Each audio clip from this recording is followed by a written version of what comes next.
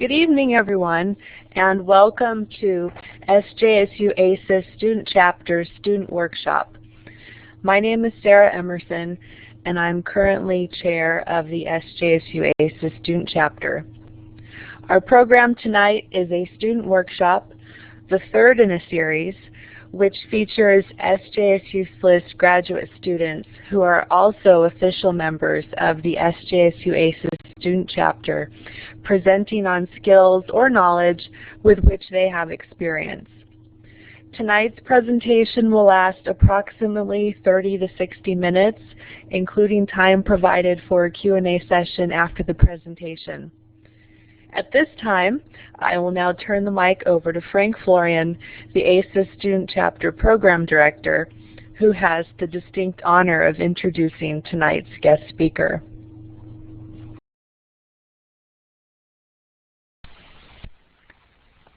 Thanks, Sarah. As Sarah pointed out, I'm the Program Director for the Student Chapter. Welcome, everyone. Let me introduce tonight's speaker. Our presenter tonight is one of our ASIS Student Chapter members, Lorraine Stein.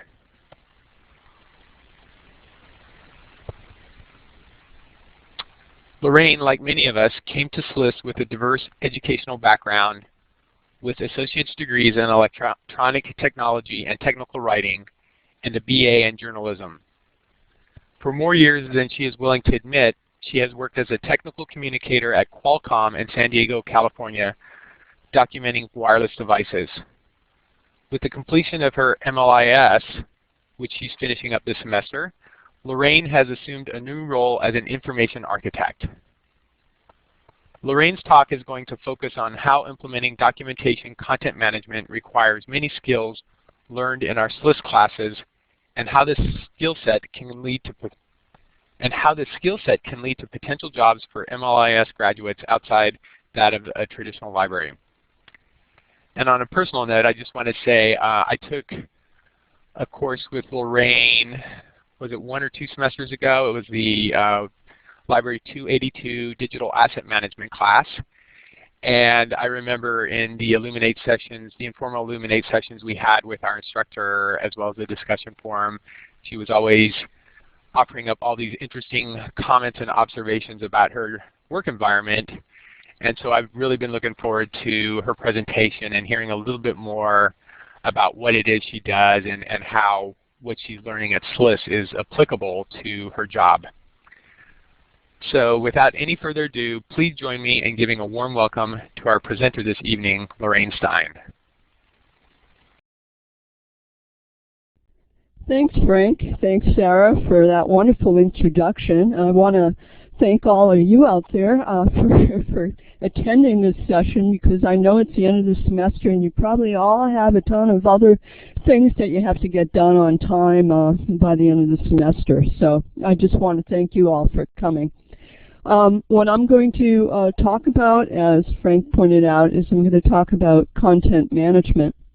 Mostly content management in regards to my experiences with it.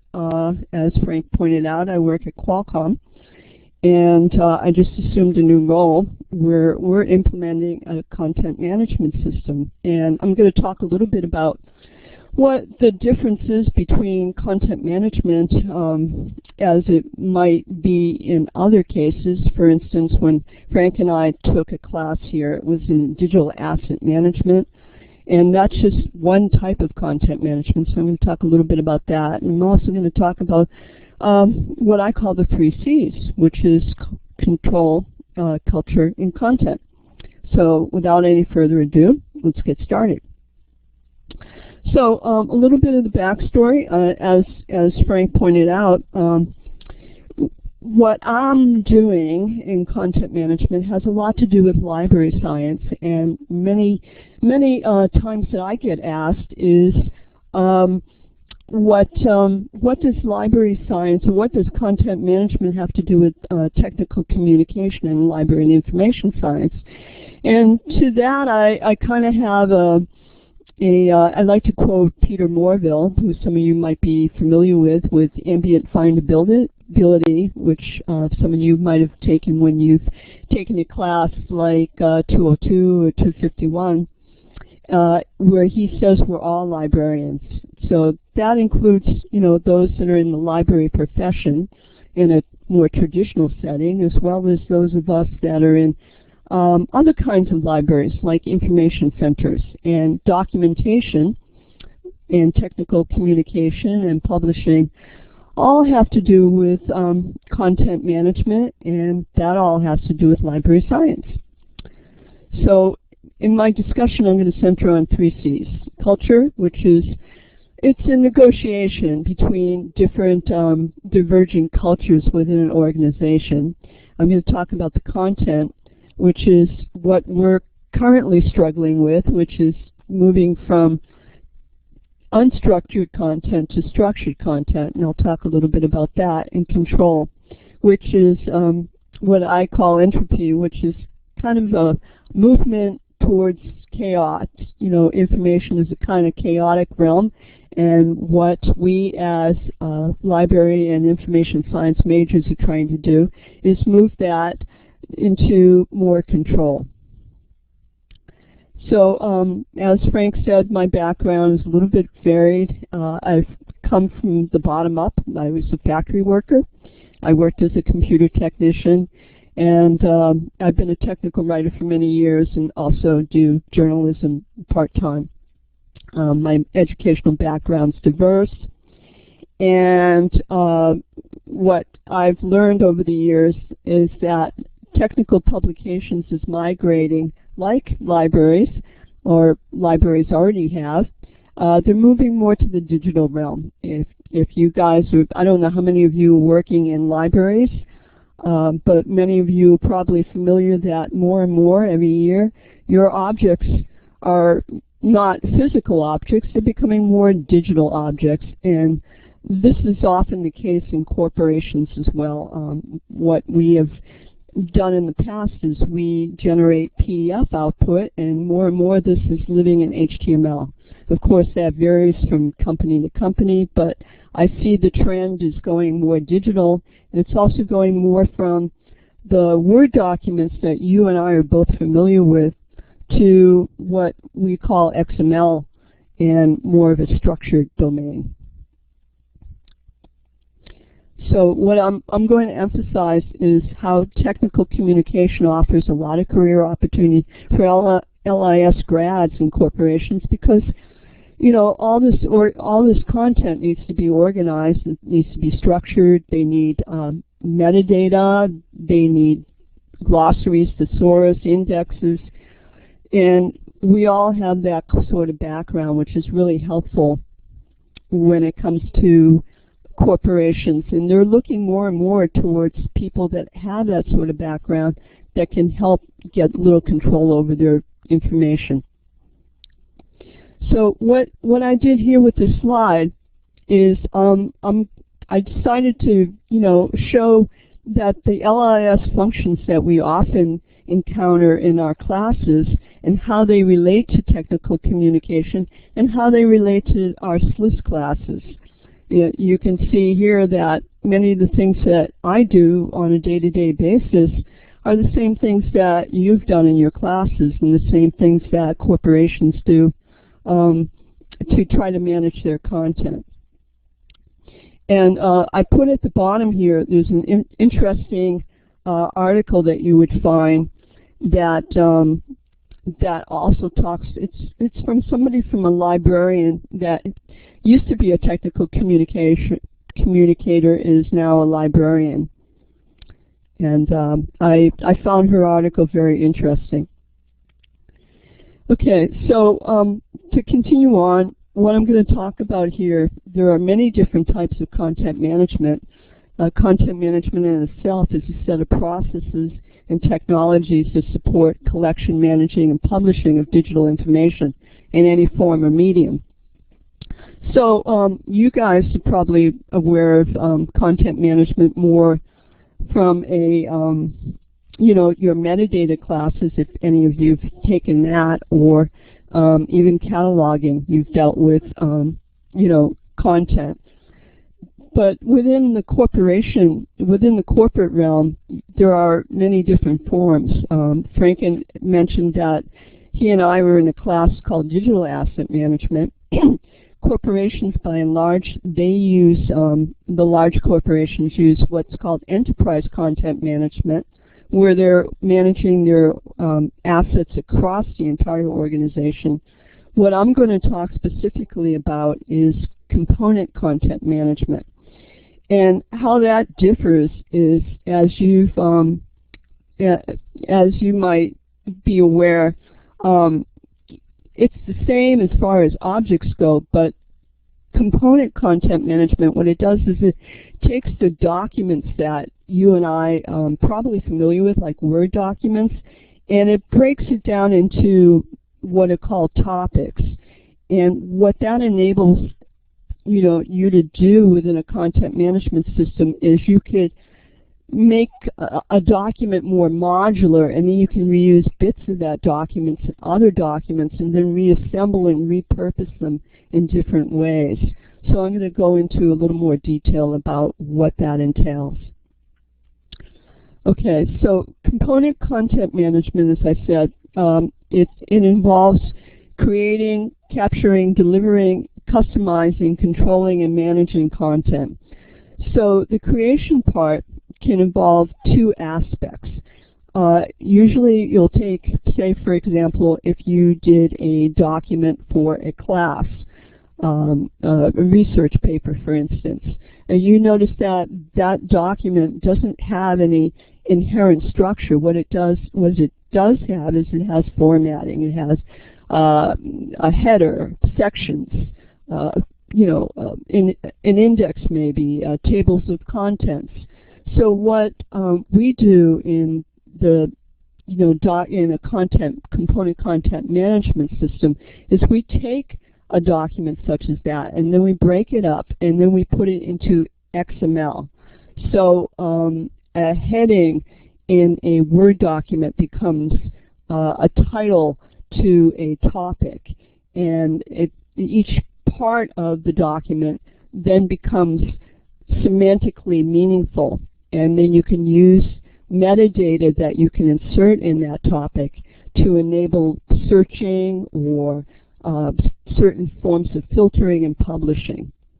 So what we also do in a component content management system is we capture images, we capture sound, we capture video, and we capture text, and we can assemble them or repurpose them, as I said, in different ways.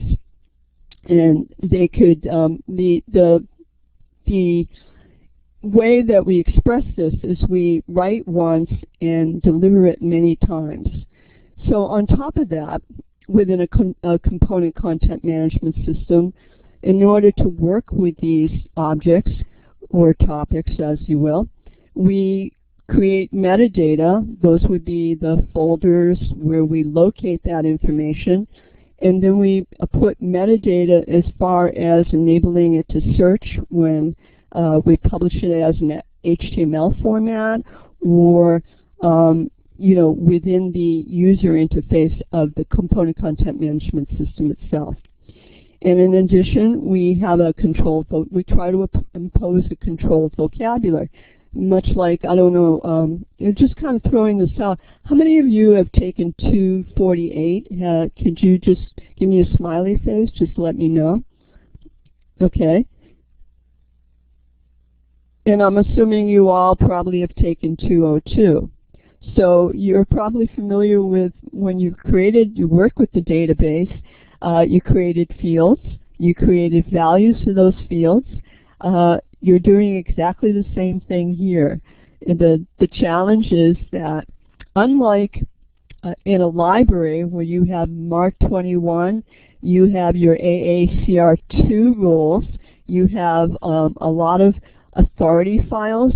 In a corporation, nothing is there. You're pretty much starting from scratch, and there's the challenge.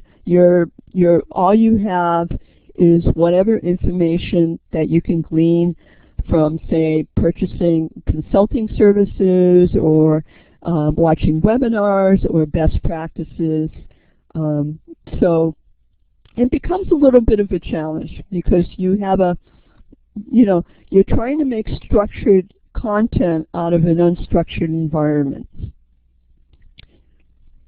Okay, so as I said, the objectives to putting our documents in a content management system, or as we call it, a component content management system, is to gain some control over how these documents get managed. If you can visualize within a corporation, we have multiple places for objects and documents. They're just kind of, some people put them in their folder on their local hard drive, some put them in the network server, some put them in special repositories.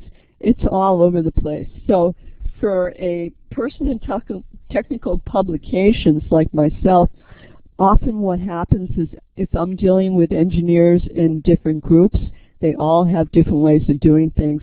It becomes very difficult for us, and we try to manage that. So as I have in the slide, what we're trying to do is single source the modular content. What that does is it makes documentation more like an assembly line and less like a custom document for every person that we deal with.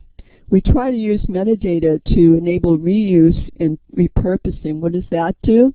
What does that accomplish? Well, it just makes it a heck of a lot easier because now we're not spending so much time reformatting. We have what's called a trusted source. Some of you might have heard that in your digital asset management or database classes. So when I encounter a document, at least I know that it's been edited, so I don't have to do it again. It just saves a ton of time, and it saves time for the engineers because they know where things are. So we can also put templates in the system. What templates are is if you ever used Microsoft Word and pulled up a specific type of document, say for a business plan or an Excel spreadsheet that accomplishes, templates just kind of enable, show what the content that you want to accomplish for a specific document type. So for instance, if I was to write a research paper and I want to use it in APA style, I would have a template for that. And that saves us a lot of time because you're instilling a little more structure over what you're doing. So the content management system is essentially a repository to manage all this content and manage the workflow as well. So everybody is adhering to the same sort of standards and best practices, and that just makes it a lot simpler for everyone to work with because it's like you know what's going on. You don't have that unpredictability. Okay, so I'm going to talk a little bit about the culture. Why are we doing this in addition to making it more productive for us? Well, in essence, it's intellectual property. The documents that I do are design documents for wireless technology. So if you guys have a Kindle, if you have an iPad, you're using my company's technology. It's in the little parts that are in your device. That's valuable to us. And so we need to track that and maintain it. So, you know, if a company takes issue with our intellectual property in a litigation, say, we know where it is. We know how long we've had it, and we could call that up in a lawsuit. And I went through this myself as a technical writer a couple of years ago when the company got sued, and it wasn't any fun trying to find all these documents. Okay, so what I'm showing in this slide here is you know, I'm going to see if I can use my little pointer. What happens is that as the quantity goes up, the revenue goes down. Well, it goes, you know, the revenue and the value of the information also goes up. But as the volume goes up, the quality goes down. And that's what we're having right now. So we're trying to improve the quality by using this reuse and this repurposing, and therefore it would be a lot easier for us to maintain technical standards, intellectual property, and making it easy for legal to find things if they need to. Okay, so what are some of the issues that I'm dealing with? Well, as I mentioned, there's too many places where we keep our documents, which makes it extremely difficult for us to know where we're working and finding the things that we need to find. Oftentimes, the document has moved to a different version, they've moved it to a different location, and it just drives us all very crazy. We also find that as the company's gotten older, our product line's gotten more complex. There's a lot of variation. There's a lot of variation in terms. It's becoming increasingly difficult to track. We have multiple file copies. I went through this today with one of the documents I'm working on, where they're creating new versions of documents. It's essentially the same information. And I say, why? Why are they doing this? And they say, well, that's just the way we do things, and we're trying to get out of that mode. So it's really something that's going to enable us to streamline a lot of different operations, because they keep hiring engineers, but not technical writers. What we also have at the company is we have authors all over the world, and each one does things a little different. So if we can get one process in place for handling documentations, it just makes it a lot easier for not only them, but ourselves. The engineers, as I mentioned, they have too many workflows, they have processes, and they have too many tools for authoring. And when, I don't know if you guys have used more than Word, but if you have a word processing program in one application, a word processing program in a different application, they don't always migrate from one another. Think about if you took a Word document and you try to make a presentation out of it, and you had a different program, it's very hard to cut and paste. So XML enables us to streamline that area, and that really simplifies matters. Okay, so here's kind of a general illustration of what I'm dealing with here, which you guys probably can appreciate. Libraries, to me, seem like so much simpler than the environment that we have in corporations. We have all these up here. These are each different repositories for documents. And each project that I work on might be in a different place with different content. And eventually it has to end up here in our release cycle where it goes out to customers. So we have to know what to grab, where to grab it. If we had it in a content management system and we can eliminate all these different repositories, that would enable us to simplify the workflow that we have to distribute that document to our customers, which is the external distribution here.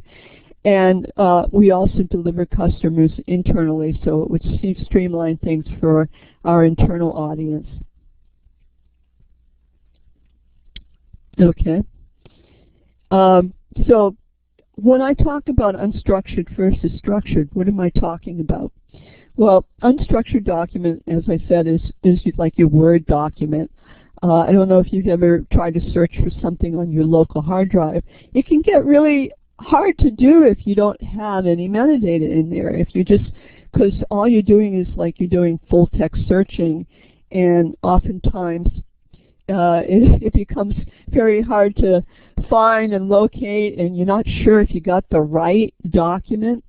So what structured documentation does, and those of you that have taken the 281 metadata class, cataloging, information retrieval is probably familiar with this. Metadata enables things to be searched on, because now you have a given field, like a title, that enables you to do that. If you guys have put properties in your Microsoft Word documents, you'll find that you can find it much simpler on your hard drive because those properties are metadata. So as I said, it's also hard to compare documents. For instance, in the technical publication world, if I'm doing a document for one product and then they come out with a new version of a document, oftentimes the engineers want us to compare the two. What's the difference? What's the delta? What's the difference between version 1 and version 2? And then write about it. Well, try to compare two Word documents. What happens in the compare is it looks at the formatting. It doesn't really look just at the content, it looks at the formatting. So if that formatting is changed, it sees it as a change. Well, if you do it as a XML document, all it's looking at is the content, which makes it very easy to compare. And as I talked about before, what we have is multiple silos, and we're not really sure what the correct source is. We're always asking the engineers, where's the document? Where's the document? Where's the document? Because it moves around so much. Well, if you have it in a single source content management system, you don't have to worry about where the document is. You can locate it within the system much easier because it's structured. Another item with the unstructured document, you've probably done this yourself.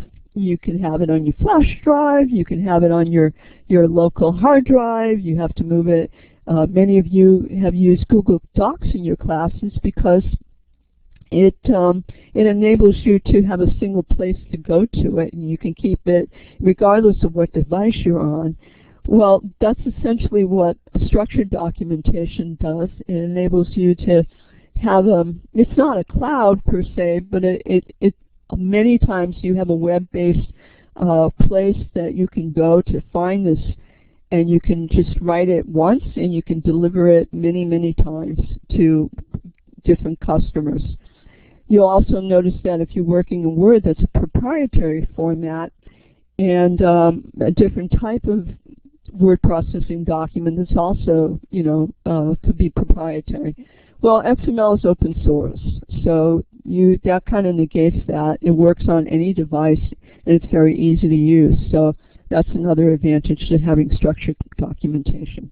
Now, what do I mean by localization? Well, one of the big advantages to using component content management is if I'm writing in English and I need to translate it into 20 different languages, I can do that with a push of a button because XML enables you to have a predefined way of, since you're reusing content, you can just translate it once, and then you'll never have to translate it again because it's already done. So you can, with the push of a button, send it out into 20 different languages with no effort whatsoever, which otherwise, with unstructured content, each document has to be manually translated, and it's very tedious and it's also very expensive. Okay, so I was just going to touch on one thing that you guys might not be familiar with. I wanted to ask the question, how many of you have worked in, say, mods as a metadata format or Darwin information typing architecture? Can you just give me a smiley face? Let me know. Okay, just a couple of you. No? All right. So there's many different types of XML formats that you've probably seen in your classes. XML can be anything from a formalized W3C language, or it could be, you can create your own XML tags if you want. Well, the one that we use for technical communication is Darwin Information Typing Architecture. And it came by its name because it's a way of classifying documents. That's where the Darwin comes in, the classification scheme. What you're doing is you're doing information typing. You're basing it on the type of topic that you're writing. So if you're writing instructions, that would be considered a task topic. If you're writing, say, kind of like a wiki page, that would be a concept. And then if you're writing kind of reference materials, there's a reference task topic. And the architecture comes in with how it's structured. So these are what we're using for, this is the XML schema that we're using for technical documents and what ultimately goes into the content management system. Okay, and so this talks a little bit about what it does in an XML-based architecture for authoring, producing, and delivering technical documentation. There's another one also for technical documentation that's used for military and for, like airlines will use it, and it's called S1000D. So that's another one. These are kind of outside the library domain, but they're very common in corporations, especially large corporations. The metadata is used throughout, and it's used, for search, navigation, administration, conditional processing content. Now, conditional processing is like filtering. So if you have as I used in my earlier example, product A and product B, and you just want to document on product A, what conditional processing enables you to do is filter out anything in that single source that's related to product B and just focus on product A. So all this is why the DITA is called an end-to-end architecture from authoring to publishing. It's from your document creation to your document output. So that could be in HTML or several different types of forms. And I'll go over that a little bit as I get along. Okay, the DITA maturity model is what we use as a basis for doing the component content management. What we're trying to do is we're trying to develop a strategy for document reuse, write one, publish many. What comes into play here is the content. If you're working with unstructured content, and I certainly am, what you really have to do is figure out how to structure that content in a more uniform way to publish it. What happens in my situation often is, we'll say we have two engineers, Joe engineer and Jane engineer, and Joe and Jane are working on the same kind of document. We'll call it a camera document. It's about camera technology. And they could be very similar, but they're not the same because they're in silos, they're not communicating with each other. So what you have to do is you have to look at the stuff that they write, and you say, hey Joe and hey Jane, can we do this to get your two documents in sync and make them more uniform? And that's where we're going, and it's quite a challenge. Some document types lend themselves to structure, other document types don't. And I'm trying to think of an example. I would say a certain type of table that you would encounter might be a lot more structured than, say when you guys get a research paper and you're given a topic to write on. If you compared two people, what's the chances that your two documents would be alike? I would say nil. So you really have to look at the content and try to come up with a strategy to kind of get these things aligned and structure them a little better. So this is what you guys have done in many of your classes. You've done the analysis. You've all, I'm sure, have taken 202, where you're asked, you remember that attribute elicitation model and coming up with a database and working. I think you guys have probably all worked as a team on your 202 class. You remember how difficult that was. Well, it's a challenge, and it takes some time to work with a lot of different people to come up with a way to manage this. We try to look at each group. I take it one group at a time. We analyze their documents. We try to strategize how we can better structure them, and then we create topics. We come up with an agreement, and then ultimately we end up. We start out using the component content management system, but we try to get the structure in place first before we move it over to the component content management system, because you really want to have your structure in place before you identify or attach all these labels to it. It just simplifies matters in the end. As I indicated before, the metadata describes each component. So if I use the example of a camera. Think about a camera. You got different parts to it. You have the lens. You might have the where you point and click. You might have your barrel and you're adjusting the aperture, that sort of thing. Each one of these would be a component within a document where we're describing how that function occurs. How do they relate to each other? How does the camera relate to the aperture? We would do that with these documents, and then we would assemble them into what would be called a publication. Okay, so this is kind of just a broad view of how this occurs. We have technical authoring. The subject matter experts, as I've talked about, is what we would be the engineers. Then we have the DITA processing engine right here, which would go into the content management system. And then the output would be these multiple document types: the manuals, help, web content, promotional materials, training, knowledge center, like knowledge. If you guys have ever gone onto Microsoft and searched for a problem you might have, that would be your knowledge base. The outputs could be print. It could be for your mobile device. It could be for your handheld. It could be a web page. It could be a CD-ROM. So the XML is what is used to structure and format all this content. And as I show you, the metadata is throughout this whole thing, used for different purposes. So what I did here is, this probably means more to those that have had metadata or are at least familiar with Dublin Core metadata.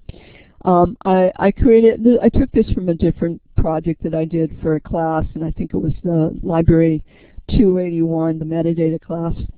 I created a map that shows the different types of metadata. We have metadata for the publication, we have structural metadata, and then we have metadata for managing, like the dates and the resources. So it's just kind of a map to show you a one-for-one. Okay, this is where the control aspect comes in. And this is really what the challenge that we're going through right now is: what metadata do we need, and why do we need it, and where do we need it? So one of the challenges with having a content management system is you can put metadata in 3 different places in DITA. You can put it in the topic, and I talked to you a little bit about topic. Then you can put it in the map. And what is a map? A map is what, those of you familiar with taxonomy, it's what gives your document structure. The best way I can relate you to a map is the map is like a table of contents. It tells you what chapters, what sections, what pieces of information are going to go into this document. And what a map enables you to do is it assemble your topics. It's just they're like links that point to where the topics are located in your content management system. So when you check a map out of your content management system, it has everything that's going to go into your publication, and then it enables you to add more metadata that says enable searching, or if you had it published to an HTML page, enables you to do navigation. I'm going to try to move it along because I know I'm probably talking a lot here. this is kind of, don't get scared when you see this map, okay? This is actually all the metadata that I have to deal with in the topic, from the topic level. And this doesn't really show, this is just like the top level metadata. I did it, when I did this paper for 281, I did a check on how much metadata there is in DITA. And it turned out it was 106 different individual items, which is like enormous. And then, so from my job within an information architect is I have to determine, okay, what metadata do we need and why? And where should it go and why? So it's quite a bit to go through. I have a team of people with me, but I'm the only one with any library background. So I've often days, maybe you guys can relate to it, I feel like in some ways I'm the blind leading the blind, because I'm such a novice at this yet. I just graduated, and I have what I have with experience, but I haven't done this before, and this is all very new to me. And so just to touch on a couple of things that we have used. What we do is in the book information, we have used, it would be the book rights or the copyrights. I don't even see it here. The publisher information we don't use. Just mostly copyrights, the dates, the keywords, definitely we use in product information. Some of these I highlighted in here. Okay, this is kind of a different one. Just talks a little bit more about metadata. What you have to do is you have to, and this is the process I'm going through, you collect the metadata and determining what you need. And then you see within the CCMS how you can manage this within it for different purposes, for instance, sorting or searching or navigating. And now that's within the CCMS. And there's also metadata that you apply to the map that would enable you to use it on the, I'm sorry, my cat keeps climbing up on my table. He always seems to like to join me when I'm talking. So, and then you have certain metadata that you're passing through to the output, and you use that for publishing. Thankfully, I didn't turn on my camera this time, else you don't see the sideshow. Okay, so what am I dealing with on a day-to-day basis? Well, this little, yeah, well, at least he's behaving. This is what we're dealing with. Let me change my little highlighter here. Okay, so I talked a little bit about DITA as XML, but we're also dealing with another type of XML format, which is called IPExact, and this is used by the designers, which I alluded to before. They're the subject matter experts. They use it for their components, and the components in their case are actual parts that go in your phones that are in code until they actually get physically manufactured. Okay, all this metadata resides in different systems to enable searching. The content management system takes that, and it has an engine inside of it, and it enables that to be rendered into different types of documents. So we have specs, we have design information, we have training information, and we have user information. If you guys have taken 246, this thing called transforms is actually what we did in the XML class. It was called XSL. And in our case, it's an XSL FO, which is a style sheet that says how you want your output to look. And so that's in itself a whole different project, and I'm not the technical side of the house, I'm more the information side. So I try to avoid that as much as possible, but you have to deal with the metadata as well. So within all this, there's the workflow. So you have the engineers that you're working with, you have the other tech writers, you have, so you have to create the content, you have to look at the content to see if there are reuse possibilities in it, and then you have a workflow approval cycle. So if you guys work for libraries, I'm sure you have your manager look over something or other and have to put their stamp of approval. Same thing happens in my case. Once it's in the system, you have to control and manage it. You have to control access based on a person's user role. You have to control tracking in different versions. And then you have your engine, as I talked about, which will take that content once you're ready to publish, and it will render it using the XSL FO into the output. So that could be web, could be print, could be health files, and I talked about localization, which is what we call translating into separate languages. Okay, so I'm wrapping it up here, so I'm sorry I'm taking so long. I'm getting close to an hour. I included 2 links here. One thing I noticed, I took a look on the Career Center, and there wasn't anything about technical writing and how information, library and information science plays into the technical communication field. And I wanted to show you a couple of job titles. I have links here, and I could put up the PowerPoint presentation if you want. There's a content strategy lead, there's an information engineer, there's an enterprise content architect. I don't have an actual title. My title is still technical writer, but I function as an information architect, just to go show you that it's not always clear what your role is and what you assume is your role.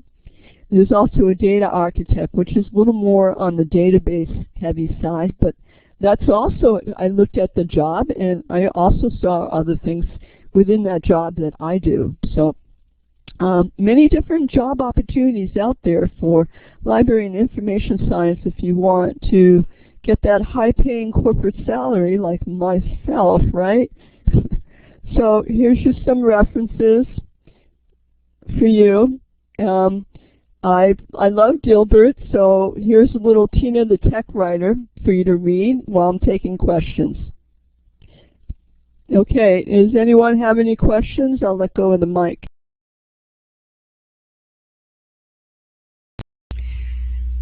Lorraine, hi, it's Tony. Can you hear me okay? Yes, Tony, go ahead. Yeah, I put up a question in the chat box area with regarding to the XML. Did you receive formal training in it, or was it something that was kind of given to you and you just had to figure it out, kind of a situation? Excellent question. I took Library 246 about, I don't know, a year and a half ago. I think Patricia was in my class, if you guys know Patricia DeCruz, and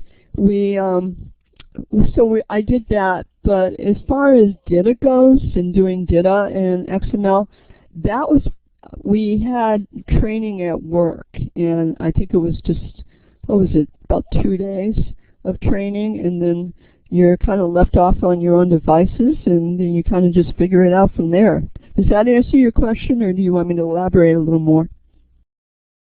No, actually, that was really good. I was just wondering because I never really got to take XML while I was in the program, but I've come late to it. So now I'm really intrigued about it and curious about it, and want to actually get some hands-on training in it now. So I'll probably have to go, be outside somewhere.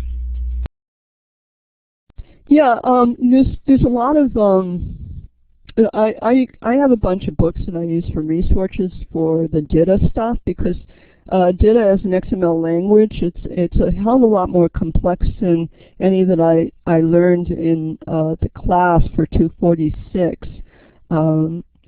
But when you take 246, the thing that I struggled most with, and I'm sure Frank's much better at it given his background, but I struggled with creating style sheets and doing the actual programming part, which is not my strong suit.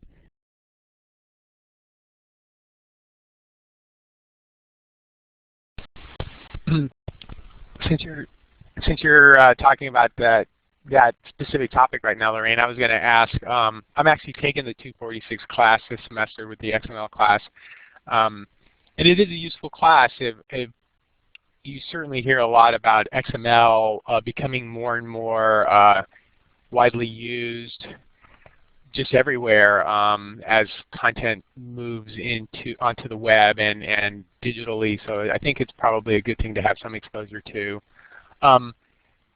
The DITA thing that you kept talking about, is that a formally defined schema? And if so, do you know like who sort of maintains that or sets that? Yes, I talked about two of them. One was IPExact and one was DITA. DITA is if you Google OASIS, that's OASIS, they're the one. It used to originally. I didn't give you the whole history, but it was created by IBM for their internal documents, and what they did was they gave it to a standards organization called OASIS, and OASIS now maintains DITA, and it's a free open source XML language. There's a lot of XML editors. Not all of them support DITA. The one that we used in Library 246 used Oxygen. Oxygen does support DITA, and if you, Frank, have Oxygen, you can certainly try out DITA using your Oxygen license.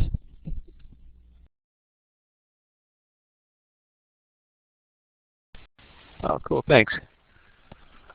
Does anyone else have any questions?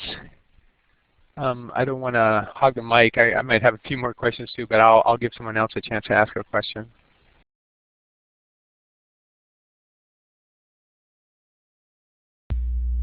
I have a question.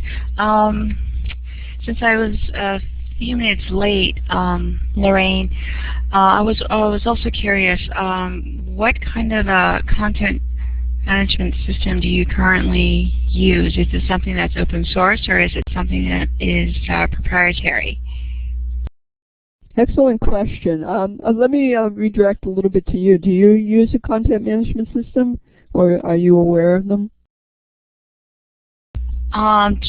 Just a little bit. I mean, only in terms of like what's available on the web, like WordPress or Joomla or Drupal. Okay.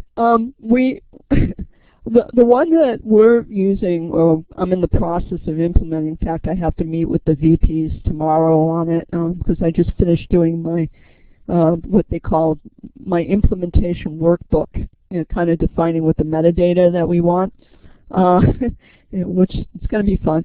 But we're using a CCMS called SDL Trisoft, and it's a proprietary CCMS. But ironically, they were kind of looking at, well, it's not. Somebody suggested looking at another one, which I would recommend for you if you're looking at content management systems. It's called Alfresco. Alfresco is an open source content management system, and it looked quite interesting. There's a few demos on the internet. We were looking at a DITA implementation of Alfresco from a company called Componize. It's out of France. Another one that they just recently has started implementing in-house is Drupal. But Drupal seemed to be a little more challenging. From our point of view, it would require quite, you have to be more of a programmer type. Not saying it's impossible, but the drawback to Drupal from our point of view is Drupal is much more heavily based on web content management. Remember at the beginning I pointed out WCM, which is web content management. Well, Drupal would fall in that realm, where we're looking more for a component content management system. And Alfresco is more like an enterprise content management system, but it's a little stronger towards the component side, which is why, that would be, if you're looking for open source, that would be what I would suggest. I hope that answers your question. Yeah, thanks very much. I appreciate it. Like I said, I'm coming late into this area, and now I just want to learn everything about it.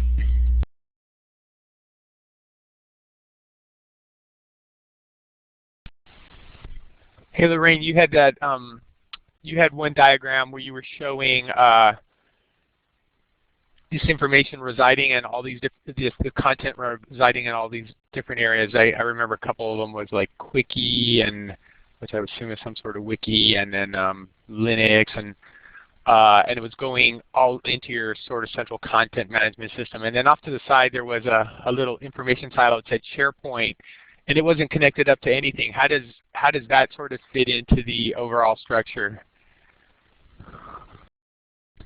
Well, yeah, it's kind of a challenge. SharePoint's, how do you define SharePoint? SharePoint is like, well, I like to call Word a Swiss Army knife. SharePoint's kind of a Swiss Army knife. It's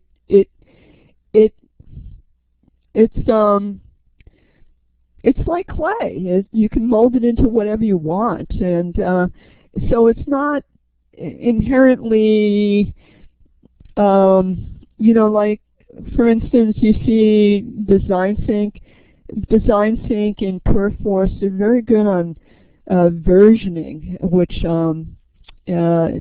archiving and versioning and tracking. SharePoint it has so many different facets to it, so I kind of kept it out in left field. They do keep their documents in it, but we're not highly recommending it for documentation use. I mean, some of them do it, but we'd rather have them use something like Design Sync or something with a little better structure for versioning.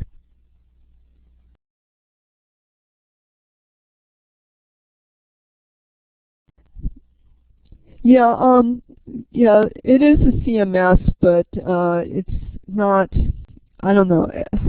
You remember in our digital asset management class, Frank, that John really poo-pooed it? I poo-poo it too. I've worked with SharePoint daily, and to me it's a big headache. Yeah, I haven't worked with it or even know a lot about it, but I went to Internet Librarian back in October, and there were a couple presentations on sort of projects that had used SharePoint, so I was just kind of curious. It looks like Carletta had a question, so Carletta, just go ahead and grab the mic. Do you guys hear me? My mic hasn't been working. Okay, great. I wanted to ask you, I'm not sure, I missed the first couple of minutes, how you got into this industry, and if you have any advice for any of us who are in school right now and taking classes that support content management. If you have any recommendations for us. I have another year left, and so I'm just trying to ready myself so that I'm more marketable when I'm looking for a job. Any suggestions? Carletta, are you asking about how did I get into technical writing, or this whole content management information architecture aspect? The latter. Okay. Well, one kind of leads, you know, in my career, one thing leads to another. I started out in electronics. I became a technician, and I worked with, you know, back in the day when I started, everyone that I worked with were men. And, you know, I would ask for documentation, and they would laugh at me and say, hey, you know, shoot from the hip. And so I started documenting things, and I got the technical writer upstairs noticed, and he said, hey, you want to work with me? And I said, sure.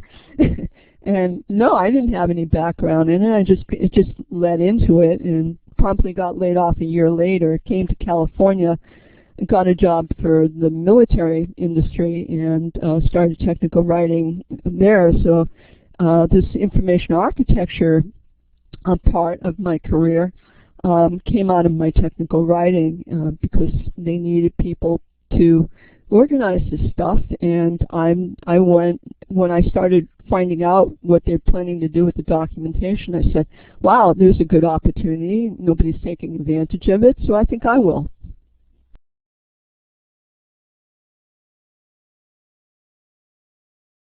I would recommend taking, Ellie, anything that is heavily technology oriented. I would highly recommend taking the XML class. I would highly recommend taking, I would take the metadata class. I would take the digital asset management class. I would take 247 vocabulary design. And you know, as far as technical writing goes, all you guys are technical writers. You're writing research papers about topics having to do with information architecture, your metadata, you're talking about information retrieval. If that isn't technical, I don't know what is. So you all have a background. You can all go into organizations with that. You might start on the entry level, but it's getting a foot in the door. I would look for companies that are already doing XML in DITA, or you know, technical documentation in XML. And with that and a writing background, there's an opportunity there. Yeah, thank you. I appreciate that. I was curious about the XML class. I've shied away from it because I'm rather afraid it's more on the programming level, which I'm not at. So that's interesting to hear. So thank you for that feedback.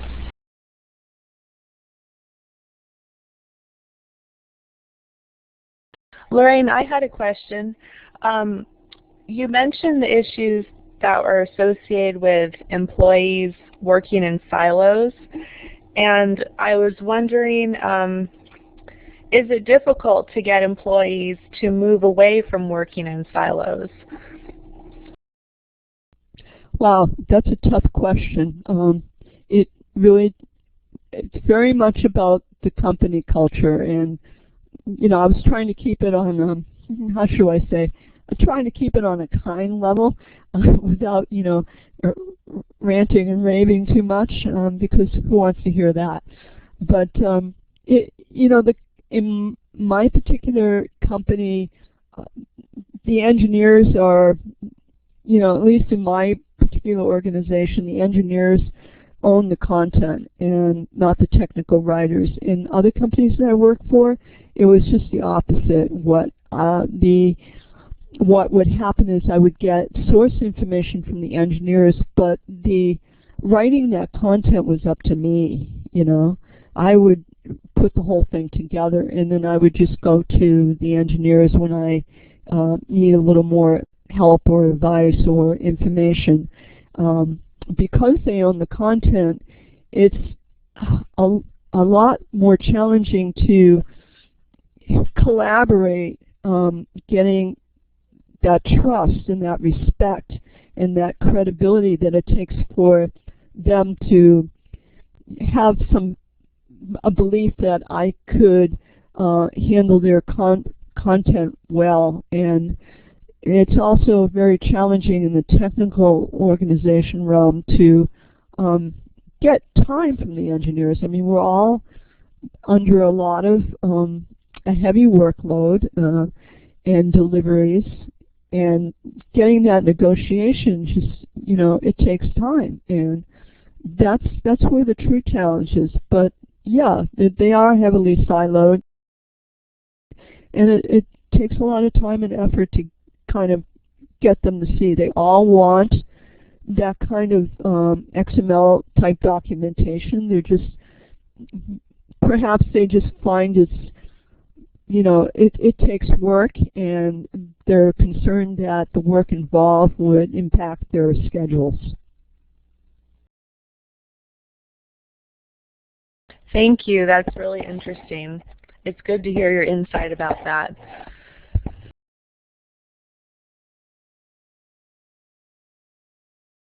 Are there any more questions, or should we wrap it up?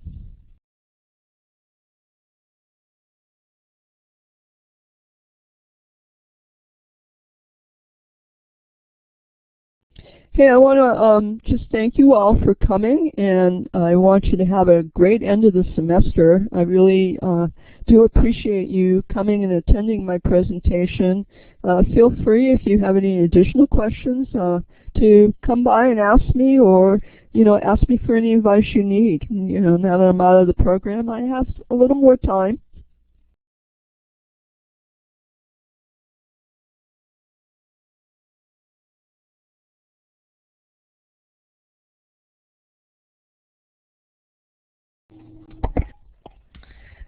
Well, thank you, Lorraine, for your excellent presentation. Thank you, Frank, as moderator, for organizing this program. And thank you to everyone for attending our student workshop event tonight. I hope to see you all again at our next program in 2012. For those of you who haven't already, please consider joining the ASIS student chapter, as we have many exciting things planned for the upcoming year and would love for you to join us. Good night, everyone.